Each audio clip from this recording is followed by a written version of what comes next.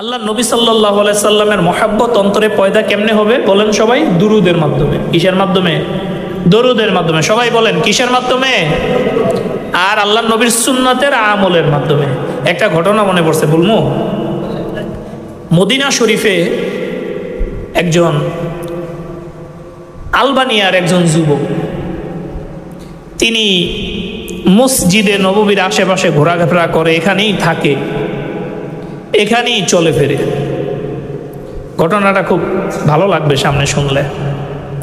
Police তার visa শেষ হয়ে যাওয়ার কারণে, ভিসা শেষ হয়ে গেলে থাকা যায়, ভিসা শেষ হয়ে যাওয়ার কারণে পুলিশ তারে খুঁজে। পুলিশ কি করে? তারে খুঁজে। তো এক পর্যায়ে পুলিশ তারে অ্যারেস্ট করছে। কি করছে? অ্যারেস্ট করছে। অ্যারেস্টও করছে মসজিদে নববীর আল্লাহ নবী সাল্লাল্লাহু আলাইহি ওয়াসাল্লামের রওজার পাশ থেকে এক আলবানিয়ান যুবক। এই ঘটনাটা আমি আমার বন্ধু মুহতারাম মুফতি আব্দুল্লাহ হাফেজাহুল্লাহ তার কাছ থেকে সংগ্রহ করা। এই আলবানিয়ান যুবক অ্যারেস্ট যখন হয়েছে তখন একজন বৃদ্ধ এই দৃশ্যটা দেখতেছেন। তিনি পুলিশকে যা বলল, মসজিদে নববীর মধ্যে থেকে এইভাবে যুবকরে কেন অ্যারেস্ট করছে? পুলিশ তারে বলতেছে, চাচা, আরবের পুলিশ, আমরা এই যুবকের এর আগে আরো 6 বার অ্যারেস্ট করছি। কয়বার? 6 বার অ্যারেস্ট করছি, কিন্তু প্রত্যেকবার কেমনে না কেমনে জানি আল্লাহর বান্দা আমাদের হাত থেকে পালায়া যায়, ধইরা রাখতে পারি না। এই জন্য এইবার অ্যারেস্ট করা তার কোমরের মধ্যে দড়ি লাগায় দিছি, হাতের মধ্যে হ্যান্ডকাপ পরায়া দিছি, মসজিদে নববী দিয়া বাইরে এলে সে যেন আর পালায়া যাইতে না পারে। আল্লাহর বান্দা জিজ্ঞেস করে, তার সাথে এখন কি করা হবে? বলছে, তারে এখন কাস্টডিতে রাখবো, এরপরে তার ভিসা রেডি করে তারে তার দেশে পাঠায় দিব। কি করবো? তারে তার দেশে পাঠায় দিব। পুলিশ যখন যুবককে নিয়ে যায়, যুবক খুব কান্নাকাটি, কোনোভাবে মসজিদে নববী ছাইরা আল্লাহর বান্দা যাইতে চায় না। এক পর্যায়ে পুলিশের অনেক অনুনয় বিনয়, কিন্তু পুলিশ তো আর ছাড়বে না, কারণ রাষ্ট্রের যেটা আইন। মসজিদে নববীর বাউন্ডারি পার হওয়ার আগে যুবক নবী সাল্লাল্লাহু আলাইহি ওয়াসাল্লামের সবুজ গম্বুজের দিক তাকায় বলে, নবী, তোমার সাথে আমার কি চুক্তি ছিল? পুলিশ বলে, এই কথা বলার সাথে সাথে আল্লাহর বান্দা পড়ে গেছে, পড়ে যাওয়ার সাথে সাথে দুনিয়া দিয়া চলে গেছে। আলাইহি ওয়াসাল্লাম মহান রব্বে তাআলার আলিশান দরবারে শুকরিয়া জ্ঞাপন করি, পড়ি আলহামদুলিল্লাহ। আল্লাহ রব্বুল আলামিন দুনিয়ায় যত নেয়ামত দিয়েছেন, এর মধ্যে হায়াতের নেয়ামতটা অনেক গুরুত্বপূর্ণ একটা নেয়ামত, এবং সময়টাকেও আল্লাহ রব্বুল আলামিন অনেক গুরুত্বপূর্ণ করে দিয়েছেন। আমাদের জীবন থেকে একটু একটু করে সময় চলে যাচ্ছে। আমরা রবিউল আউয়াল মাস শেষ করে এখন রবিউল সানি মাসের 3 তারিখ, জুমার নামাজ আদায় করার জন্য আল্লাহর ঘর মসজিদে সমবেত হয়েছি। আল্লাহ তাআলা এই আশা বসা সবকিছুই তার রাজি এবং খুশির জন্য কবুল ও মঞ্জুর করেন, বলি আমিন। পবিত্র কোরআনুল কারীমের একখানা মশহুর আয়াতে কারিমা আমি তেলাওয়াত করেছি। এই আয়াতে কারিমার আলোকে আল্লাহ নবী সাল্লাল্লাহু আলাইহি ওয়াসাল্লামের শানে আমাদের কিছু করণীয়, কিছু বর্জনীয় এবং তার দুরুদের কিছু ফজিলত, এর উপরে আজকে আলোচনা করব ইনশাআল্লাহ। আল্লাহ রব্বুল আলামিন পবিত্র কালামুল্লাহ শরীফের মধ্যে বলেন, কুল ইন কুনতুম তুহিব্বুনাল্লাহ ফাত্তাবিউনি ইউহিব্বুকুমুল্লাহ। আল্লাহ রব্বুল আলামিন তার নবীকে দিয়া আমাদের উদ্দেশ্যে বলায় যে, নবী আপনি বলে দেন, ইন কুনতুম তুহিব্বুনাল্লাহ, আপনার বান্দারা যদি আল্লাহ রব্বুল আলামিনকে ভালোবাসতে চায়। কারে ভালোবাসতে চায়? আল্লাহ রব্বুল আলামিনকে ভালোবাসতে চায়। ফাত্তাবিউনি, তারা যেন আপনার ইত্তেবা করে। সুবহানাল্লাহি বিহামদি। ইউহিব্বুকুমুল্লাহ, এবং আপনার ভালোবাসার মধ্যে, আপনার ইত্তেবার মধ্যে, আপনার আনুগত্যের মধ্যেই আল্লাহ রব্বুল আলামিনের ভালোবাসা। আল্লাহর নবী সাল্লাল্লাহু আলাইহি ওয়াসাল্লামের প্রতি আমাদের কিছু দায়িত্ব এবং কর্তব্য আছে। দায়িত্ব কর্তব্যগুলো হলো, এক নাম্বার, আল্লাহর নবী সাল্লাল্লাহু আলাইহি ওয়াসাল্লামের উপর অকাট্যভাবে ঈমান আনতে হবে। আপনার সব কিছুর উপর ঈমান আছে, আল্লাহর নবীর উপর ঈমান নাই, তাইলে আপনি ঈমানদার না, আপনি বেঈমান। কি? আপনি বেঈমান। কারণ আল্লাহর নবী সাল্লাল্লাহু আলাইহি ওয়াসাল্লামের উপর যদি কেউ ঈমান না আনে, তিনি আল্লাহর নবী, আল্লাহর রাসূল এই মর্মে যদি কেউ না মানে, তাইলে তার ঈমান থাকবে না। দুই নাম্বার, আল্লাহর নবী সাল্লাল্লাহু আলাইহি ওয়াসাল্লাম যে সমস্ত ইবাদত বন্দিগির পদ্ধতি শিখায় গেছেন, যেই সমস্ত ইবাদত বন্দিগি করে গেছেন, এই সমস্ত ইবাদত বন্দিগি আমাদের করতে হবে। যেগুলা থেকে নিষেধ করে গেছেন, এই ইবাদত বন্দিগি থেকে আমাদের ফিরে থাকতে হবে। মানে এক কথায়, যেই কাজের আদেশ করছেন এই কাজ করতে হবে, যেই কাজের নিষেধ করছেন এই কাজ থেকে কি করতে হবে? বিরত থাকতে হবে। এটার নামই ঈমান। এটার নামই কি? ঈমান। তিন নাম্বার, আল্লাহর নবীকে ভালোবাসতে চাইলে, গেল জুমার শেষে আমি বলছিলাম, আল্লাহর নবীর একটা আদনা সুন্নত ছাড়া যাবে না। কি করা যাবে না? একটা আদনা সুন্নত ছাড়া যাবে না। আসলে আমাদের মধ্যে থেকে সুন্নতের আমল অনেক দূরে চলে গেছে। আমরা তো এখন সুন্নত কি জিনিস বুঝি না। সুন্নত কি জিনিস বুঝি না। আমাদের গ্রাম অঞ্চলে এখনো দেখা যায় কিছু পীরের মুরিদ আছে, যেমন সারসিনা দরবারের কিছু মুরিদ আছে, চরমনায়ের কিছু মুরিদ আছে, তাদেরকে দেখলে আমাদের লজ্জা লাগে। কেন লজ্জা লাগে তাও বলি, দুই একটা ঘটনা শুনলে বুঝবেন। একবার প্রচন্ড বন্যা, কি প্রচন্ড বন্যা, সারসিনার এক মুরিদের ওনার ঘর বন্যায় পড়া যেতেছে। তো উনি যেই দিকে ঘর পড়া যায় ওই দিকে রশি লাগায় টানে যেন আরো তাড়াতাড়ি পড়ে। বুঝছেন কথাটা? যেই দিকে ঘর পড়া যায় ওই দিকে রশি লাগাইয়া টানে, ঘরটা যেন আরো তাড়াতাড়ি পড়ে। এলাকাবাসী জিজ্ঞাসা করছে, চাচা এটা কি করতেছেন আপনি? ঘর রশি লাগায় টানতেছেন, ঘর তো ওইদিকে বন্যায় এমনি পড়া যাব। বলছে, বাবা আল্লাহর ইচ্ছা ঘর ওদিকে পড়ুক, বাতাস তো আল্লাহ দিছে, তা আমি উল্টা করে কি করুন? সুবহানাল্লাহি ওয়া বিহামদি। তাদের স্ত্রীদের পর্দা, তারা রাত ছাড়া তাদের স্ত্রী বাইরে বের করে নাই। 1% পর্দার খেলাফ তাদের জিন্দিগিতে নাই। তাদের দেখলে আমাদের মতো বদ আমল, বদ ইলম আলেমদের লজ্জা হয়, বিশেষ করে আমার লজ্জা করে তাদের দেখলে। মানে তাদের আমলের অবস্থা আর আমাদের আমলের অবস্থা আকাশ পাতাল ফারাক। আমরা শুধু আল্লাহর নবীর ভুয়া মহাব্বতের দাবি করেই বসে আছি। দুই নাম্বার, ক্ষেত খোলার কাজ করতে যায়, তখনও মাথায় টুপি থাকে, জুব্বা থাকে, এরে বলে সুন্নতের মহব্বত। এরে বলে কি? সুন্নতের মহব্বত। আর আমরা একটু সুতানাতা পাইলেই টুপি পাঞ্জাবির খবর থাকে না। এমনকি আমরা মসজিদেও আল্লাহর নবীর সুন্নতটা ঠিকঠাক মতো পালন করে মসজিদেও আসতে পারি না। আমরা নামাজ পড়তে আসি, একদিন জুমার দিন মাথায় একটা টুপি থাকে না আমাদের। একটা জুমার দিন আমি কি একটা পাঞ্জাবি পরে আসতে পারি না? কিন্তু আমি আসি না কেন? আমার সুন্নতের প্রতি আমার কোনো মহব্বত নাই। আমি যে আল্লাহর নবীর মহব্বতের দাবি করতেছি, এটা মিথ্যা কথা। এটা কি কথা? মিথ্যা কথা। এই কথার কোনো ভিত্তি কি নাই। যদি আল্লাহর নবীর সুন্নতের প্রতি মহব্বত থাকতো, তাইলে আল্লাহর নবীর একটা আদনা সুন্নত আমরা ছাড়তে পারতাম না। সাহাবা ইকরাম আজমাইন তাদের জীবন চলে যেত, কিন্তু তারা রসুলের একটা আদনাত থেকে, আদনা সুন্নত থেকেও কোনোভাবে নিজেরে কোনো দিন বিরত রাখতো না।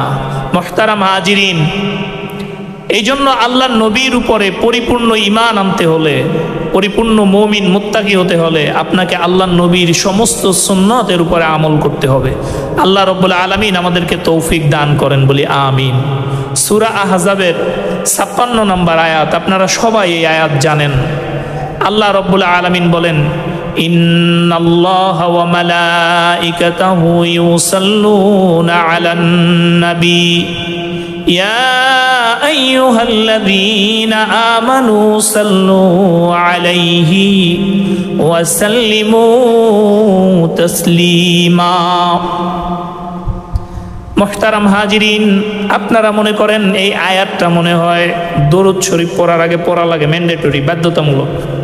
কারণ যত দরুদ পড়ি আমরা এই আয়াতটা পড়েই দরুদ শরীফ শুরু করি, সাল্লাল্লাহ পড়লেও শুরু করি, আল্লাহুম্মা সাল্লি আলা মুহাম্মদ পড়লেও এই আয়াত পড়া শুরু করি। আয়াত আমরা ছোটবেলা থেকে শুনতে শুনতে মুখস্থ হয়ে গেছে। কিন্তু আল্লাহ রাব্বুল আলামিন বলেন, ইন্নাল্লাহা ওয়া মালাইকাতাহু ইউসাল্লুনা আলান নবী। ইন্না নিশ্চয়ই, ইন্নাল্লাহা নিশ্চয়ই আল্লাহ, আল্লাহ শুধু আল্লাহ বলে নাই, তাকিদ দিয়া বলছে। কি বলছে? তাকিদ দিয়া বলছে। ইন্না আন্না কান্না লাইতা লাকিন্না লা আল্লাহ, এটা তাকিদ দিয়া বলা বুঝায়। নিশ্চয়ই আল্লাহ এবং তার ফেরেশতারা, ওয়া মালাইকাতাহু, নিশ্চয়ই আল্লাহ এবং তার ফেরেশতারা, ইউসাল্লুনা আলান নবী, আল্লাহর নবী সাল্লাল্লাহু আলাইহি ওয়াসাল্লামের উপর দুরূদ শরীফ পড়ে। সুবহানাল্লাহ। সালাত শব্দটা অনেক সময় দুরূদ শরীফ অর্থে, অনেক সময় রহমত অর্থে বর্ণনা হয়েছে। আল্লাহর নবীর উপরে কি পড়ে? দুরূদ শরীফ পড়ে। আল্লাহর নবী সাল্লাল্লাহু আলাইহি ওয়াসাল্লামের মহব্বত দিলের মধ্যে পয়দা করার অন্যতম মাধ্যম হচ্ছে দুরূদ শরীফ। কি বলেন? দুরূদ শরীফ।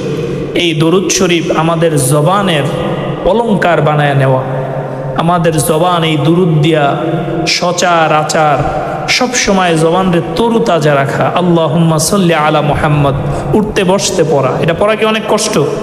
বলেন, এটা পড়া অনেক কষ্ট নাকি? না না।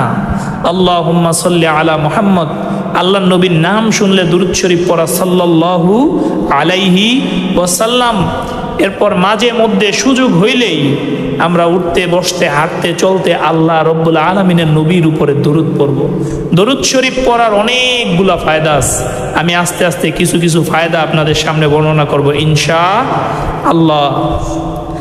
আল্লাহ নবী সাল্লাল্লাহু আলাইহি ওয়াসাল্লাম, সহিহ মুসলিমের 384 নম্বর হাদিস, আনা আব্দুল্লাহ ইবনে আমর ইবনে আল-আস রাদিয়াল্লাহু তাআলা আনহু আন্নাহু সামিআ আন-নবী সাল্লাল্লাহু আলাইহি ওয়াসাল্লাম ইয়াকুল ইযা সামি'তুমুল মুআদ্দিন ফাকুলু মিথলা মা ইয়াকুলু সুম্মা সাল্লু আলাইয়া ফাইন্নাহু মান সাল্লা আলাইয়া সালাতান সাল্লাল্লাহু আলাইহি বিহা আশরান। আল্লাহর নবী সাল্লাল্লাহু আলাইহি ওয়াসাল্লাম বলেন, ও আমার উম্মতরা, তোমরা যখন মুয়াজ্জিনের আযান শুনবা, ইযা সামি'তুল মুয়াজ্জিন, মুয়াজ্জিন যখন আযান দেয় তখন মুয়াজ্জিন যা বলে তোমরা তাই বলবা। কি বলছে? মুয়াজ্জিন যা বলে তোমরা তাই বলবা। মুয়াজ্জিন বলবে আল্লাহু আকবার, বান্দা তুমিও বলবা আল্লাহু আকবার। মুয়াজ্জিন বলবে আশহাদু আল্লা ইলাহা ইল্লাল্লাহ, তুমিও পড়বা আশহাদু আল্লা ইলাহা ইল্লাল্লাহ। মুয়াজ্জিনের আযান যখন শেষ হয়ে যাবে, আযানের জবাব দেওয়া শেষ হয়ে যাবে, তখন বান্দা তুমি আমার উপর সাল্লু আলান নবী, তুমি আমি আল্লাহর নবী সাল্লাল্লাহু আলাইহি ওয়াসাল্লামের উপর দরুদ শরীফ পড়বা। সুবহানাল্লাহ। এরপর আল্লাহর নবী বলছেন দুরূদ পড়লে কি হবে। আল্লাহর নবী সাল্লাল্লাহু আলাইহি ওয়াসাল্লাম বলছেন, মান সাল্লা আলাইয়া সালাতান সাল্লাল্লাহু আলাইহি বিহা আশরান। আল্লাহ রাব্বুল আলামিনের যে বান্দা আল্লাহর নবী সাল্লাল্লাহু আলাইহি ওয়াসাল্লামের উপর দরুদ শরীফ পড়বে, আল্লাহ রাব্বুল আলামিন তার উপরে 10টা রহমত করবে। সুবহানাল্লাহ বলেন, আরো জোরে বলেন সুবহানাল্লাহ। তাহলে একবার দরুদ শরীফ পড়লে কয়বার রহমত? 10 বার। বলেন কয়বার? 10 বার রহমত করবে আল্লাহ রাব্বুল আলামিন। এবং এই দরুদ শরীফ মিজানের পাল্লায় অনেক ভারী একটা বস্তু হিসেবে প্রকাশ পাবে। বান্দাদের মিজানের পাল্লাগুলো যখন হালকা হয়ে যাবে, فأما من ثقلت موازينه فهو في عيشة راضية وأما من خفت موازينه فأمه هاوية। মিজানের পাল্লায় যখন আমল নামাটা হালকা হয়ে যাবে, আল্লাহর নবী সাল্লাল্লাহু আলাইহি ওয়াসাল্লাম বলেন তখন নবী সাল্লাল্লাহু আলাইহি ওয়াসাল্লাম এক টুকরা কাগজ মিজানের পাল্লায় দিয়া দিবেন। এই কাগজের মধ্যে বান্দার দুরুদের হাদিয়া তোহফাগুলা থাকবে। এই কাগজের ওজনে মিজানের পাল্লা ভারী হয়ে যাবে।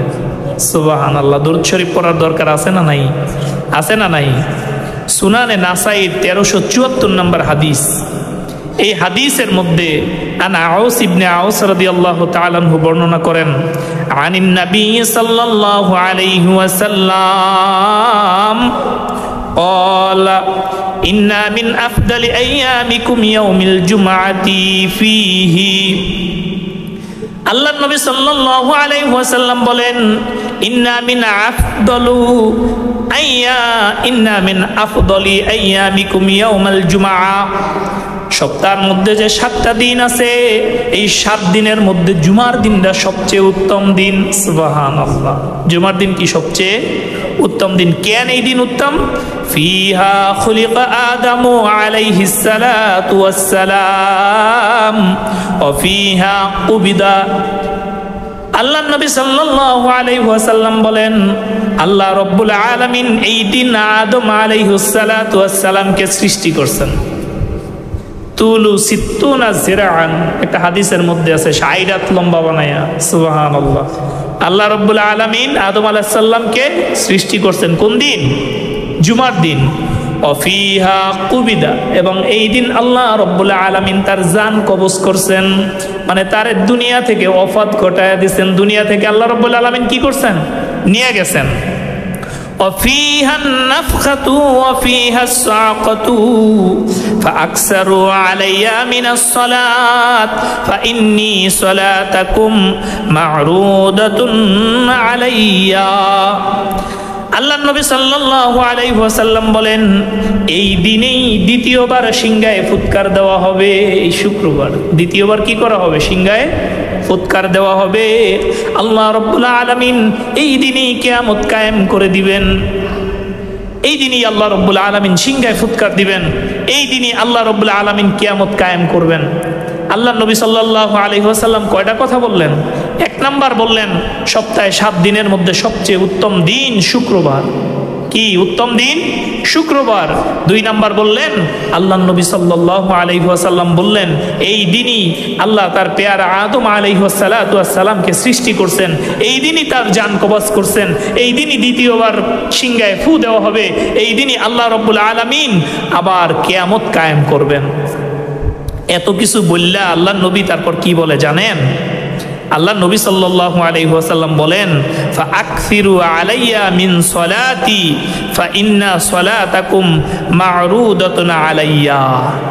আল্লাহ নবী সাল্লাল্লাহু আলাইহি ওয়াসাল্লাম বলেন, এই জন্য তোমরা শুক্রবার হলে বেশি বেশি আমি নবী সাল্লাল্লাহু আলাইহি ওয়াসাল্লামের উপর দুরূদ পাঠ করো।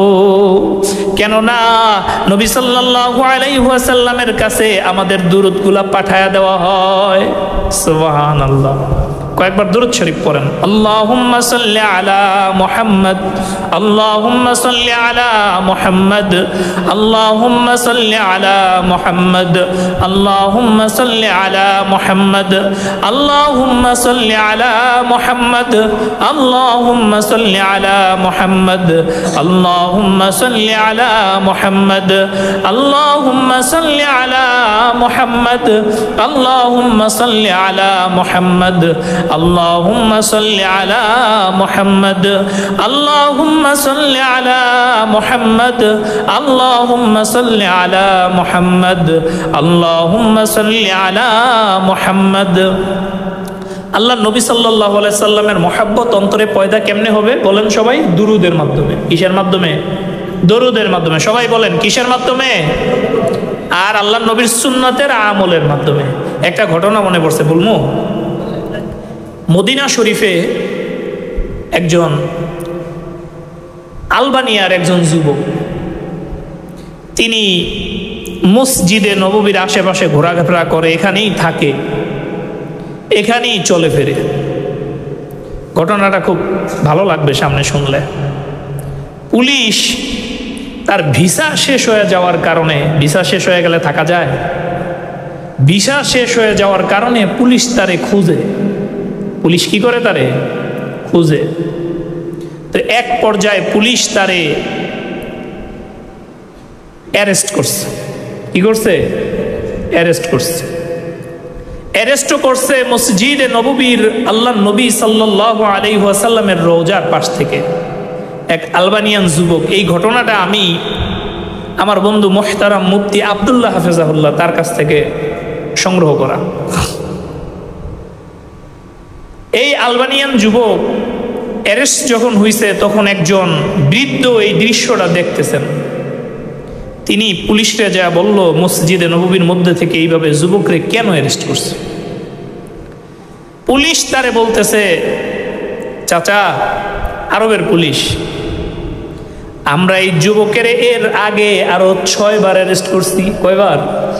6 বার অ্যারেস্ট করছি, কিন্তু প্রত্যেকবার কেমনে না কেমনে জানি আল্লাহর বান্দা আমাদের হাত থেকে পালায়া যায়, ধইরা রাখতে পারি না। এই জন্য এইবার অ্যারেস্ট করা তার কোমরের মধ্যে দড়ি লাগায় দিছি, হাতের মধ্যে হ্যান্ডকাপ পরায়া দিছি, মসজিদে নববী দিয়া বাইরে এলে সে যেন আর পালায়া যাইতে না পারে। আল্লাহর বান্দা জিজ্ঞেস করে, তার সাথে এখন কি করা হবে? বলছে, তারে এখন কাস্টডিতে রাখবো, এরপরে তার ভিসা রেডি করে তারে তার দেশে পাঠায় দিব। কি করব? তারে তার দেশে পাঠায় দিব। পুলিশ যখন যুবককে নিয়ে যায়, যুবক খুব কান্নাকাটি, কোনোভাবে মসজিদে নববী ছাইরা আল্লাহর বান্দা যাইতে চায় না। এক পর্যায়ে পুলিশের অনেক অনুনয় বিনয়, কিন্তু পুলিশ তো আর ছাড়বে না, কারণ রাষ্ট্রের যেটা আইন। মসজিদে নববীর বাউন্ডারি পার হওয়ার আগে যুবক নবী সাল্লাল্লাহু আলাইহি ওয়াসাল্লামের সবুজ গম্বুজের দিক তাকায় বলে, নবী, তোমার সাথে আমার কি চুক্তি ছিল? পুলিশ বলে, এই কথা বলার সাথে সাথে আল্লাহর বান্দা পড়ে গেছে, পড়ে যাওয়ার সাথে সাথে দুনিয়া দিয়ে চলে গেছে। মানে এই যুবক নবী সাল্লাল্লাহু আলাইহি ওয়াসাল্লামের সাথে এমন মহব্বত করে আসছিলেন যে, নবী, আমার জীবনের পুরো সময়টা আমি তোমার রওজার কাছে কাটায় দেব। সুবহানাল্লাহ বলেন। আল্লাহ রাব্বুল আলামিন নবীর প্রতি তার এই ভালোবাসা কবুল করে ফেলাইছেন। নবীর প্রতি কি তার এই ভালোবাসা আল্লাহ রাব্বুল আলামিন কবুল করে ফেলাইছেন। আসলে মানুষের কার অন্তরের মধ্যে কেমন হাকিকত থাকে আল্লাহই ভালো জানে, ঠিক না বেঠিক? পুলিশ এই ঘটনা, মদিনার পুলিশ এই ঘটনা বর্ণনা করছেন যে তার সাথে আল্লাহ নবীর এরকম মহাব্বত আমরা তো বাহ্যিকভাবে বুঝতে পারি নাই, তাইলে তারে কোনোভাবেই অ্যারেস্ট করতাম না। জুন্নুন মিস্রির একটা ঘটনা শুনেন। জুন্নুন মিস্রি উনি কাবা শরীফে ছিলেন তাওয়াফ করা অবস্থায়। নামটা হয়তো ভুল বলছি, জুনায়েদ বাগদাদি রহমাতুল্লাহি আলাইহি। তিনি কাবা শরীফে কোন অবস্থায় ছিলেন? তাওয়াফ করা অবস্থায়। জুনায়েদ বাগদাদি রহিমাহুল্লাহ উনি একটা ফতোয়া দিয়েছেন যেটা রাষ্ট্রীয় সরকারের বিরুদ্ধে গেছে। ওই তৎকালীন ইরাকের রাজার বিরুদ্ধে এই ফতোয়া গেছে। রাজা দল বল নিয়া জুনায়েদ বাগদাদিরে হত্যার উদ্দেশ্যে, তার অ্যারেস্ট করে ধইরা নিয়ে আসার উদ্দেশ্যে ইরাক থেকে কাবার উদ্দেশ্যে রওনা করছে। কি করছে? কাবার উদ্দেশ্যে রওনা করছে। আল্লাহর বান্দার কোনো এক পেয়ারা তারে কোনোভাবে এই খবর দিছে যে, জুনায়েদ, তুমি এই কাবাগর থেকে পালায়া যাও। এরকম ইরাকের বাদশার নামটা আমার মনে নাই, তোমারে হত্যা করার জন্য মক্কাতুল মুকাররমার পানে তিনি তার সৈন্য সামন্ত নিয়ে যাত্রা করছেন। আগের জমানায় ও বাদশারা এমন খারাপ বাদশার অভাব ছিল না, শুধু ক্ষমতায় টিকা থাকার জন্য হাজার হাজার মানুষ হত্যা করে ফেলছে। এরকম বাদশা আগের জমানায়ও ছিল, এখনো আছে, ঠিক না ভাই? ঠিক। হাজার হাজার মানুষের রক্তের উপর দিয়া শুধু নিজের মসনদ, নিজের ক্ষমতা টিকায় রাখার জন্য হাজারো মানুষের রক্তের উপর দিয়া তারা ক্ষমতার মসনদ টিকায় রাখছে। মুহতারাম হাজিরিন, জুনায়েদ বাগদাদি একবার আকাশের দিকে তাকায়, একবার কাবার দিকে তাকায়। তাকায় এক পর্যায়ে উনি আর পালাইলেন না, উনি আর ওনার আবেগ ধরে রাখতে পারে নাই, দৌড়ে যায় কাবার গিলাপ ধরে বলছে, আল্লাহ, আল্লাহ, তোমার এই বান্দা যদি আমার পর্যন্ত পৌঁছায় তাইলে তোমার সাথে আমার যা সম্পর্ক আছে সব এই জায়গায় শেষ। পথ থেকে খবর আইছে বাদশা ঘোড়া দিয়া পয়রা ওই জায়গায় মারা গেছে। সুবহানাল্লাহ বলবেন না?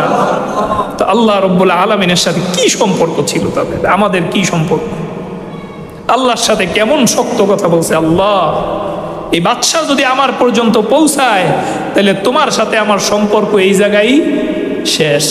কত শক্ত কথা তারা আল্লাহ রব্বুল আলামিনের সাথে বলতে পারতেন। আল্লাহর সাথে তাদের সম্পর্ক এমনই ছিল। আরে জুনায়েদ বাগদাদি তো কয়েকশো বছর আগের কথা। আমাদের বরগুনায় একটা দরবার আছে মুকামিয়া। কি দরবার? মুকামিয়া। এই মুকামিয়া দরবারের যিনি দাদা হুজুর ছিলেন, মানে বর্তমান যে হুজুর আছেন এনার দাদা, ওনার নাম ছিল আবুল হাসান। কি নাম ছিল বলেন? এগুলা গালগপ্প না, এগুলা একবারে ভেরিফাইড কথা আমি যেগুলা বলতেছি। এই আবুল হাসান তারে হাসনা পাগলা নামেও অনেকে চিনত। এই আল্লাহর বান্দার মাহফিল করতেছেন। কি করতেছেন? মাহফিল করতেছেন। ওনার মাহফিলের সময় বৃষ্টি নামছে। উনি আল্লাহরে বলছে, আল্লাহ এক ফোঁটা পানি আমার মাহফিলের প্যান্ডেলের মধ্যে যেন আর না পড়ে। আল্লাহু আকবার বলেন। পুরা এলাকায় বৃষ্টি হয়ে গেছে, ওনার মাহফিলের প্যান্ডেলের মধ্যে এক ফোঁটা পানিও পড়ে নাই। সুবহানাল্লাহ ওয়া বিহামদি। কত বড় তাদের চরিত্র ছিল। তারা আল্লাহ রব্বুল আলামিনের আশেক ছিলেন, আল্লাহ তাদেরকে ভালোবাসতেন। এই জন্য তারা যা বলতেন আল্লাহ রব্বুল আলামিন তাদের মুখের কথাগুলা সাথে সাথে কবুল করে ফেলতেন। সারসিনায় ভাঙন শুরু হয়েছে, নদী ভাঙন। যারাও দক্ষিণবঙ্গের মানুষ অনেকে চিনেন, গেছেন। এই নদী ভাঙনের সময় সারসিনার মরহুম নেসারউদ্দিন আহমদ রহমাতুল্লাহ আলাই, তিনি তো নিজেই অনেক বড় আল্লাহর ওলি ছিলেন এবং বাংলায় যে মাসলা মাসাইলের প্রথম কিতাব তারিখুল ইসলাম, এইটা হুজুরে লিখে গেছেন। সুবহানাল্লাহ বলেন। একটা সময় যেমন আমাদের কওমিয়া মাদ্রাসায় এত উর্দু ফার্সি কেন পড়ানো হয়? বাংলা কিতাব ছিল না, বাংলায় এত সমৃদ্ধশালী কিতাবাদি ছিল না, উর্দু ফার্সি কিতাবগুলা বেশি ছিল। এই জন্য এই সাবজেক্টগুলা কওমিয়া মাদ্রাসায় এখনো হাসিয়াগুলা সব উর্দু। আল্লাহর বান্দারে ডাইকা নিছেন, হুজুরে খবর পাঠাইছেন, আল্লাহর বান্দা গেছেন। যাওয়ার পরে বলছে, হাসান এমনি নদী ভাঙতাছে, আমরা একটু দোয়া করতে চাই। কি করতে চাই? দোয়া করতে চাই, আল্লাহ যেন এরকম নদী ভাঙ্গা থেকে আমাদেরকে মাহফুজ করে। এমনভাবে নদী ভাঙলে তো আমাদের মসজিদ মাদ্রাসা সব ভেঙে যাবে। নদীর পাড়েই আল্লাহর বান্দা নদীর পাড়ে যায়, লাফ দিয়া নদীর মধ্যে পড়ছে। ওইরা উনি সাঁতার শুরু করছে। উনি কিছু দূর গেছে পর হুজুর বলছে, শিগগির নৌকা নিয়ে যায় তারে ধইরা আনো। তারে ধইরা আনছে, যত দূর গেছে অত দূর পর্যন্ত নদীর চর পড়ে গেছে। বলি সুবহানাল্লাহ। এইটা হলো আল্লাহর সাথে বান্দার সম্পর্ক। এখন এই বয়ানগুলা করলেও হুজুর কি গাল গল্প শুরু করছে। আমাদের সমাজ ব্যবস্থা, আমাদের ওলামা একরাম এমন করাপ্টেড হয়ে গেছেন, মানে মাসালা দিতে দিতে, ফতোয়া দিতে দিতে মানুষের একবারে সাট কাট করতে করতে একবারে আমাদের ইসলাম দিয়া অনেক দূরে সরায় নিয়ে গেছেন।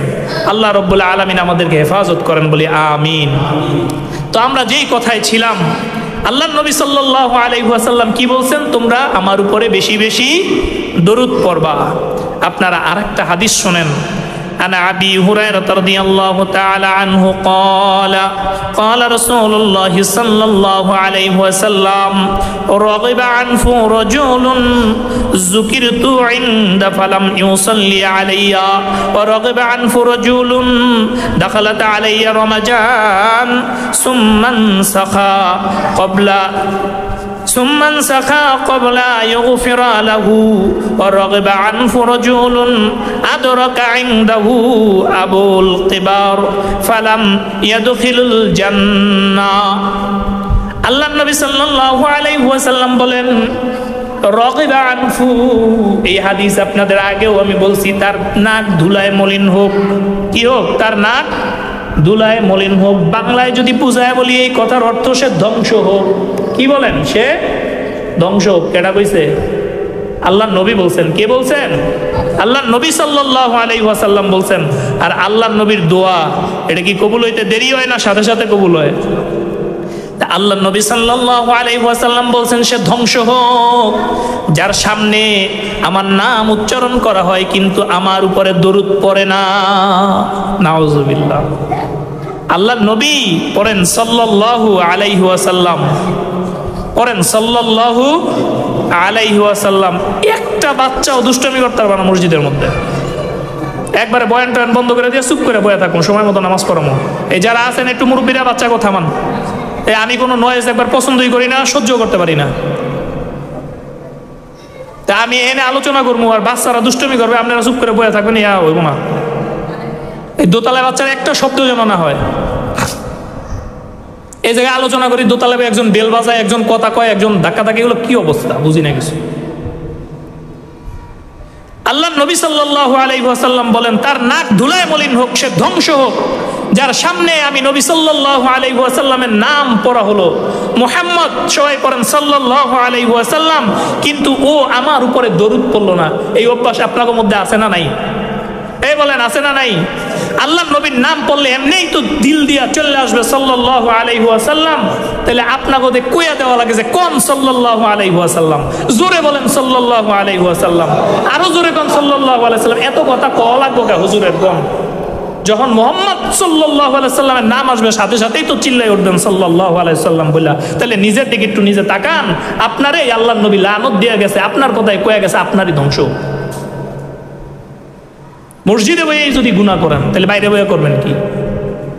যখন পড়া হয় নবীর নাম তখনই পড়ব কি সাল্লাল্লাহু আলাইহি ওয়াসাল্লাম।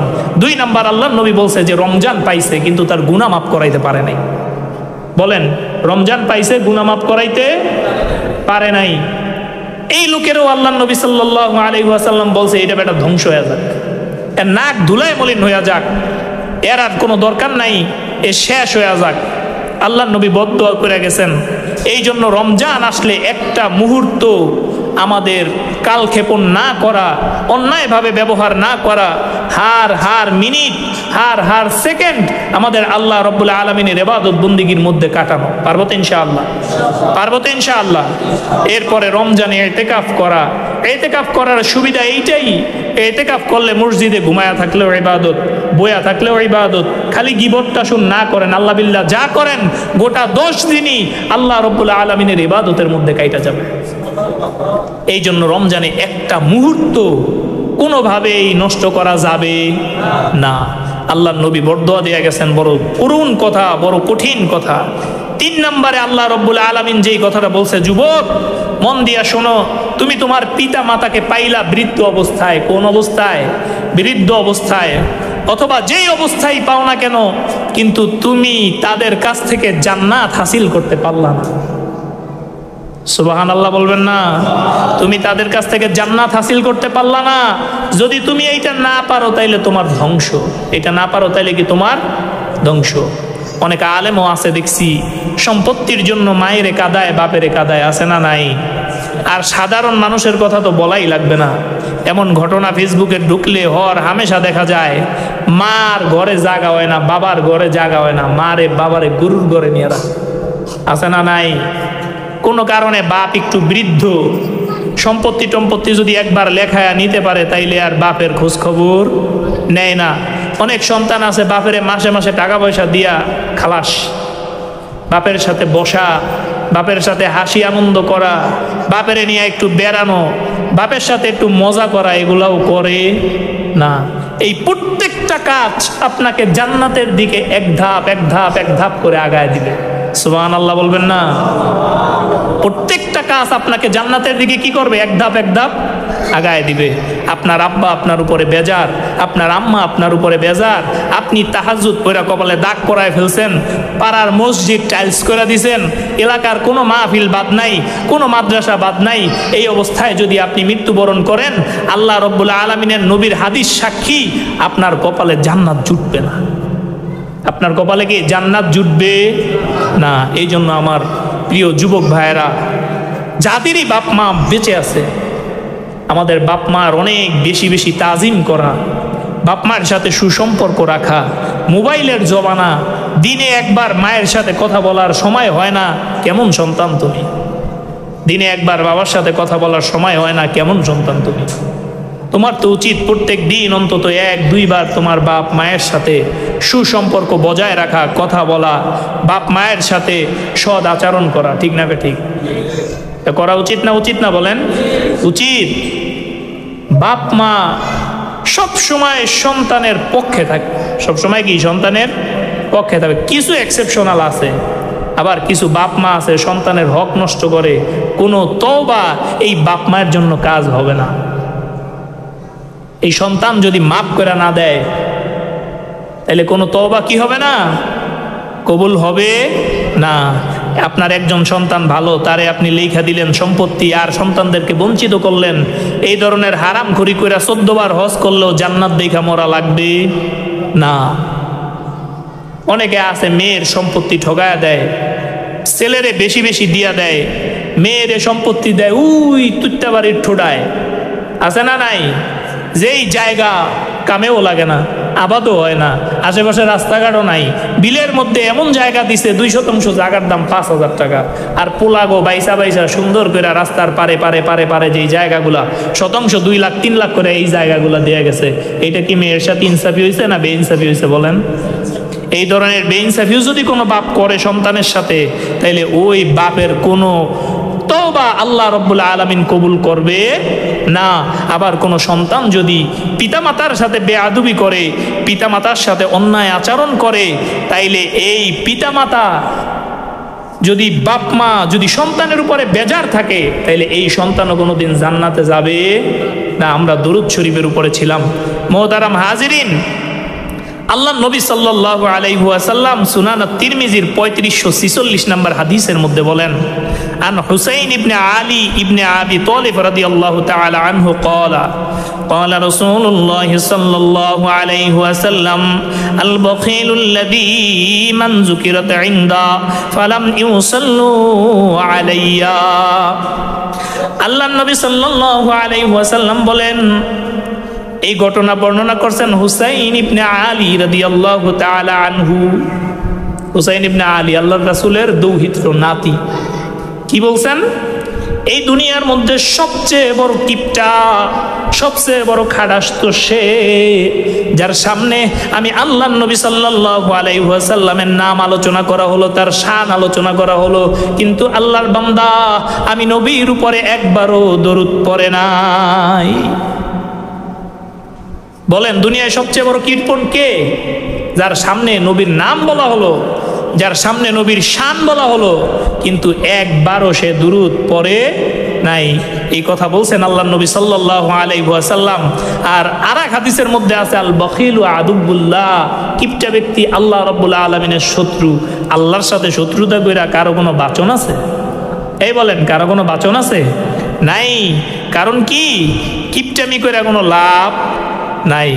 মুহতারাম হাজিরিন, এই জন্য আল্লাহর নবী সাল্লাল্লাহু আলাইহি ওয়াসাল্লামের উপরে বেশি বেশি দুরূদ পড়া, বেশি বেশি দুরূদ পড়া। আমাদের আকাবের আসলাফ যারা ছিলেন, তারা যত জিকিরের বয়ান করছেন, তারা যত সবক বাতলায় গেছেন, এর মধ্যে আমিও আপনাদেরকে বলছি 6 তাসবির জিকির।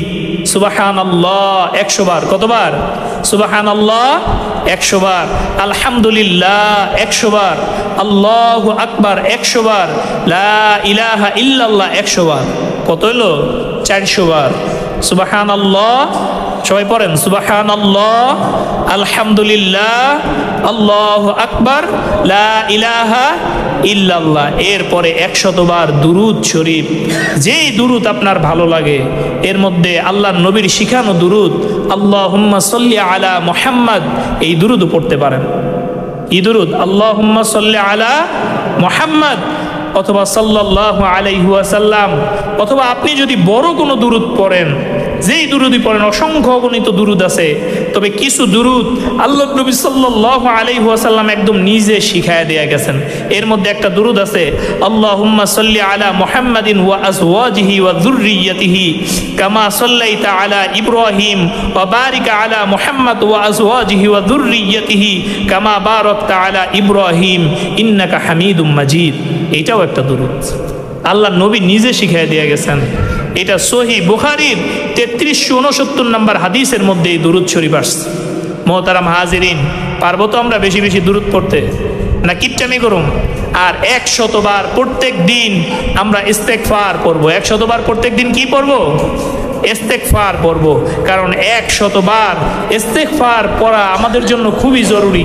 আল্লাহর নবী সাল্লাল্লাহু আলাইহি ওয়াসাল্লাম তিনি আল্লাহর নামে শপথ করে বলছেন প্রত্যেক দিন তিনি কমপক্ষে 70 বার, আকসারা মিন 70 মাররা, 70 বারের বেশি ইস্তেগফার পড়ছেন। 70 বার মেনশন করে নাই, আল্লাহর নবী বলছেন আল্লাহি, আল্লাহর নামে শপথ, আস্তাগফিরুল্লাহ ওয়া আতুবু ইলাইহি ফি ইয়াউমিন, প্রত্যেক দিন আমি আল্লাহর কাছে ইস্তেগফার পড়ি। আকসারা শব্দ ব্যবহার করছেন, আকসারা মানে হলো বেশি, ফি 70 মাররা, 70 বারের বেশি আমি আল্লাহর কাছে নবী হয়ে ইস্তেগফার পড়ি। তো তোমরাও মুহতারাম 100 বারের বেশি ইস্তেগফার, আল্লাহর নবী 70 বার পড়লে আমাকে 700 বার পড়লেও হবে না, কিন্তু অন্তত 100 বার ইস্তেগফার পড়া পারবো তো ইনশাআল্লাহ? ইনশাআল্লাহ। মুহতারাম হাজিরিন, এরপরে আসেন আরেকটা হাদিস, যেই হাদিস আসছে সুনানে নাসাইর 1284 নম্বর হাদিসের মধ্যে। এই হাদিসের রাবি বলেন সামিআ রাসূলুল্লাহ সাল্লাল্লাহু আলাইহি ওয়াসাল্লাম রাজুলুন ইয়াদউ ফি সালাতিহি লাম ইউমাজ্জিদিল্লাহ ওয়া লাম ইউসাল্লু আলান নবী সাল্লাল্লাহু আলাইহি ওয়াসাল্লাম ফাকালা রাসূলুল্লাহ সাল্লাল্লাহু আলাইহি ওয়াসাল্লাম আজিলতা আইয়ুহাল মুসাল্লি সুম্মা আলাইহিম রাসূলুল্লাহ সাল্লাল্লাহু আলাইহি ওয়াসাল্লাম সামিআ রাসূলুল্লাহ সাল্লাল্লাহু عليه وسلم رجلا يصلوا فمجد الله وحمده وصلوا على النبي صلى الله عليه وسلم فقال رسول الله صلى الله عليه وسلم رسول الله صلى الله عليه وسلم ادعوا تجب وسل تعطى। আল্লাহ নবী সাল্লাল্লাহু আলাইহি ওয়াসাল্লাম দেখলেন আল্লাহ রাব্বুল আলামিনের এক বান্দা নামাজের মধ্যে কিংবা নামাজের বাইরে দোয়া করলেন, দোয়া করতে শুনলেন। আল্লাহ নবী শিখায় নাই এমন কোনো পদ্ধতি নাই। যেমন মনে করেন মোনাজাতের মধ্যে আমরা যদি একটু সুট্টুর দিয়ে আল্লাহর দ্বারে দোয়া করি, অনেক আমরা দেখছি অনেক মুরব্বীরা কাসিদা পড়তেন, আল্লাহ তুমি দয়ার সাগর দয়াবান, এরকম অনেক কিছু আল্লাহ রাব্বুল আলামিন মাফ করে দেবে। কিন্তু আল্লাহ নবী যেরকম শিখায় গেছেন, এই হাদিসটার আলোকে মোনাজাতের একটা সুন্নত শিখানেন। মোনাজাত শুরু হবে আল্লাহর প্রশংসা দিয়া, আল্লাহ নবী সাল্লাল্লাহু আলাইহি ওয়াসাল্লামের দুরূদ দিয়া। বলেন কি দিয়া? আল্লাহর প্রশংসা দিয়া শুরু হবে এবং আল্লাহর নবী সাল্লাল্লাহু আলাইহি ওয়াসাল্লামের দুরূদ দিয়া শুরু হবে এবং মোনাজাত শেষও হবে আল্লাহর প্রশংসা এবং আল্লাহর নবীর দুরূদ দিয়া। এর মধ্যে আপনার মনে যত কথা আছে আপনি আল্লাহ রাব্বুল আলামিনের কাছে বিনয়ের সাথে বলবেন। হুজুর কইলো আল্লাহ আমারে পোলা দাও, আপনার 6 পোলা, আপনিও কইলেন আমিন। আপনার যেটা দরকার আপনি কোন আল্লাহর কাছে একা একা কোন, হুজুরের ভায়া ধরা লাগবে না। হুজুরের হাদিয়া দিয়া বাপের জন্য দোয়া চাওয়ার দরকার নাই। হুজুরকে আপনি হাদিয়া দিবেন, দোয়া চাবেন, কিন্তু আপনার বাপের লেগে আপনিই বেশি দোয়া করবেন। পারবেন তো ইনশাআল্লাহ? আপনার নিজের যে হালত এটা আপনি আল্লাহর কাছে যেমনি বুঝায় বলতে পারবেন, এই হালতকে আমি আল্লাহর দ্বারে বুঝাই কইতে পারব। আমি তো এক কথায় খালাস, আল্লাহ তুমি এগো মনের নেক মাকাসাত পূরণ করে দিও। কিন্তু আপনি যখন আল্লাহর কাছে বলবেন, আপনি তো ইনাইয়া বিনাইয়া কান্দা কাইটা ওইভাবেই বলবেন। জুনায়েদ বাগদাদি যদি কাবার গিলাপ ধরে বলতে পারে আল্লাহ তুমি যদি ওই বেটারে পাঠাও তাইলে তোমার লগে আমার সম্পর্ক শেষ, তা আপনি অমনে না কইতারেন, আল্লাহর তো কুদরতি পায়ের মধ্যে পইরাও বলতে পারেন, সিজদার মধ্যে পইরাও বলতে পারেন আল্লাহ আমার এই অভাব মাওলা, আল্লাহ আমার এই রোগটা কোনোভাবেই ভালো হইতাছে না, অনেক ডাক্তার দেখাইছি আল্লাহ, আল্লাহ আমার এই সন্তানটা অবাধ্য, কোনোভাবেই সে কথা শোনে না মাওলা, আমি তারে কোনোভাবেই কন্ট্রোল করতে পারতেছি না, তুমি তারে আমার বাধ্য করে দাও। আল্লাহ আমি একটু জমি কিনতে চাই মাওলা, ও মাওলায় কারিম তুমি ব্যবস্থা করে দাও। লজ্জা আছে আল্লাহর কাছে বলতে? লজ্জা আছে? हर को देने के लिए तू तैयार है, जूना मांगे उच्छे तू बेजार है। আল্লাহ এমন এক জাত, এমন এক সিফাত, আল্লাহর কাছে আপনি চাইলেই আল্লাহ খুশি আর না চাইলেই আল্লাহ বেজার। বলেন সুবহানাল্লাহ। হাদিসটার তরজমা করে শেষ করে দিব। হযরত ফাজালা ইবনে উবাইদ রাদিয়াল্লাহু তাআলা আনহু বলেন, আল্লাহ রাব্বুল আলামিনের নবী সাল্লাল্লাহু আলাইহি ওয়াসাল্লাম এক বান্দাকে দেখলেন নামাজের দুআর মধ্যে, তিনি আল্লাহর নবীর প্রশংসাও করলেন না এবং আল্লাহর প্রশংসাও করলেন না এবং আল্লাহর নবীর উপরে দরুদও পড়লেন না। আল্লাহ নবী সাল্লাল্লাহু আলাইহি সাল্লাম তাকে বলল, হে মুসল্লি, তুমি অনেক তাড়াহুড়া করে ফেলছো। সুবহানাল্লাহ, কি বলছেন? হে মুসল্লি, তুমি অনেক তাড়াহুড়া করে ফেলছো। এই জন্য মুনাজাতের শুরুতেই প্রথম পড়া আলহামদুলিল্লাহি রব্বিল আলামিন। সবাই বলেন আলহামদুলিল্লাহি রব্বিল আলামিন। এই সূরা ফাতিহার প্রথম আয়াত সবাই পারেন, তাইলে সমস্ত প্রশংসা আল্লাহর জন্য। এরপরে পড়া আল্লাহুম্মা সাল্লি আলা মুহাম্মদ অথবা আসসালাতু ওয়াসসালামু আলা সাইয়্যিদিল মুরসালিন অথবা সাল্লাল্লাহু আলাইহি ওয়াসাল্লাম অথবা আল্লাহুম্মা সাল্লি আলা মুহাম্মাদিন ওয়া আলা আলি মুহাম্মদ আল্লাহুম্মা বারিক আলা মুহাম্মদ। এই ধরনের কথাগুলা দিয়ে শুরু করা, এটা কার নির্দেশ? আল্লাহ নবী বলছে কি, মুসল্লি তুমি তো মেলা দেরি করে ফেলছো। এরপরে আল্লাহ নবী সাল্লাল্লাহু আলাইহি ওয়াসাল্লাম তার সাহাবা একরামদেরকে মুনাজাত শিখাইলেন, দোয়া শিখাইলেন। এরপরে দেখলেন আরেক সাহাবী তিনি এরকম দোয়া করতেছেন, শুরুতে আল্লাহ নবীর প্রশংসা করলেন এবং আল্লাহ তাআলার প্রশংসা করলেন, আল্লাহ নবীর উপরে দুরূদ পড়লেন। আল্লাহ নবী সাল্লাল্লাহু আলাইহি ওয়াসাল্লাম বলছেন, তুমি এখন আল্লাহর কাছে চাও, তুমি যা চাইবা আল্লাহ তাই দিবে। সুবহানাল্লাহ, আল্লাহর প্রশংসা করে আল্লাহ নবীর দুরূদ পড়ে আল্লাহর কাছে যা চাবেন আল্লাহ তাই দিবে। এই জন্য মোহতারাম হাজিরিন, এই হাদিসের মুদ্দা কথা, আমরা বেশি বেশি আল্লাহ নবীর দুরূদ পাঠ করব। আমরা বেশি বেশি কি করব? আল্লাহ নবীর দুরূদ পাঠ করব। আল্লাহ নবীর মহাব্বত দিয়ে আমাদের কলিজাটা ভরে রাখবো। এই মহাব্বত যেন এমন না হয় যে আমরা খালি জোসনে জুলুসে গেলাম, মিলাদের জিলাপি খাইলাম, কিন্তু আমরা সুন্নতের উপরে আমল করলাম না, দরুদ পড়লাম না, আল্লাহ নবী যেগুলো নিষেধ করছে ওগুলা মানলাম না, আল্লাহ নবী যেগুলো আদেশ করছে এগুলাও মানলাম না। এইটার নাম মহাব্বত না। আল্লাহ নবীর মহাব্বত তো এইটাই যে আপনি আল্লাহ নবী সাল্লাল্লাহু আলাইহি ওয়াসাল্লাম যা আদেশ করে গেছেন এটা হুকুকের সাথে পালন করা, যা নিষেধ করে গেছেন এইটা থেকে বিরত থাকা। ঠিক না ভাই? ঠিক। বউরে খুব ভালোবাসেন, ম্যারেজ ডের দিন আপনি একবারে তারে ভালোবাসার মেসেজ টেসেজ দিয়ে উড়ায় হলান, এর জন্য বাসায় ফুল নিয়ে যান, অথচ ডেরামে চাউল নাই, বাসায় ভাত নাই, এ বেডিরে আপনি জামা কাপড় দেন না। এই মহব্বত কি জারুর বাড়ি ছাড়া আর কিছু পাইবেন ঘরে উঠলে? এই বলেন, এই মহব্বতে কি জারুর বাড়ি ছাড়া কিছু পাওয়া যাবে? কথা কি আমার বুঝেন নাই? বাপ মায়ের মহব্বত করেন, গ্রামে পয়রা পয়রা মরে 10 টাকার ওষুধ কিনা দেন না, এগরে 5,000 টাকা পাঠান না।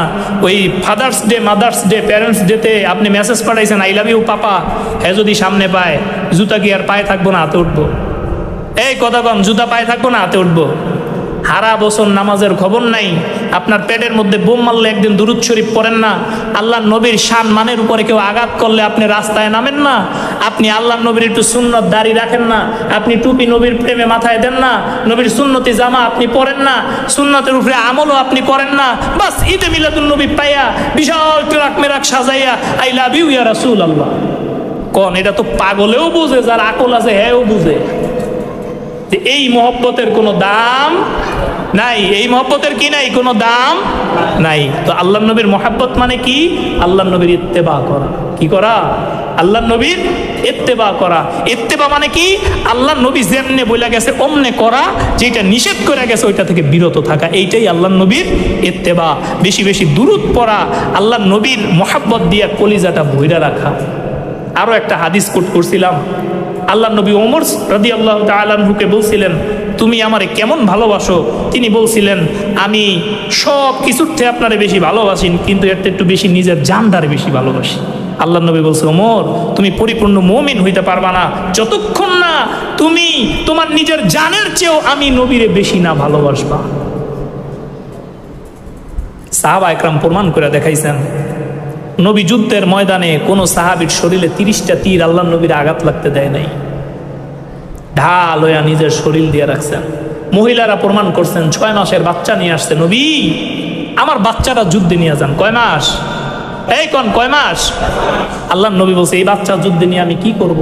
নবী যখন তীর আসবে আপনি আমার বাচ্চাটারে ঢাল হিসাবে ধরবেন। আল্লাহু আকবার বলেন। এটা ছিল নবীর প্রতি মহব্বত।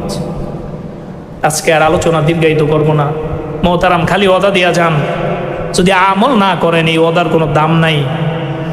আপনাদের হাতে পায়ে ধরে বলি, অন্তত জীবনে ছোট ছোট সুন্নত গুলা, মেসওয়াকের মতো একটা সুন্নত, ছোট একটা সুন্নত, এইটা জীবনে নিয়ে আসেন, আমলে আনেন। অন্তত দিনে 100 বার দরুদ পড়েন, জুমার দিন 100 বার দরুদ পড়েন, জুমার দিন আসরের পর 80 বার দরুদ পড়েন, একটু টুপি মাথায় দেওয়ার অভ্যাস করেন, সুন্নতি জামা কাপড় এটা একটু এখন কষ্ট মনে হয়, কিন্তু পরা ধরলে আর কষ্ট মনে হবে না। তো সুন্নতি জামা কাপড় পরার অভ্যাস করেন। যাদের দাড়ি নাই দাড়ি ছাইরা দেন, আপনারে খুব একটা খারাপ দেখা যাবে না। আপনারা মানুষে মাইয়া দিব, আপনার টেনশন নাই, বিয়ে শাদী হইব ইনশাআল্লাহ, ঠিক নেই? তো কোনো টেনশন না করা, আল্লাহ নবীর সুন্নতের উপরে আমল করা। টাকা পয়সা থাকলে সুযোগ থাকলে হজ করেন, উমরার সফরে যান, যাই আল্লাহ নবীর রওজার পাশে দাঁড়া একটু সালাম দেন, দেখবেন আপনার দিলটা আল্লাহ রব্বুল আলামিন তার নবীর মোহাব্বত দিয়ে ভরা দিবে। আল্লাহ রব্বুল আলামিন আমাদেরকে কবুল ও মঞ্জুর করেন। যারা সুন্নত পড়েন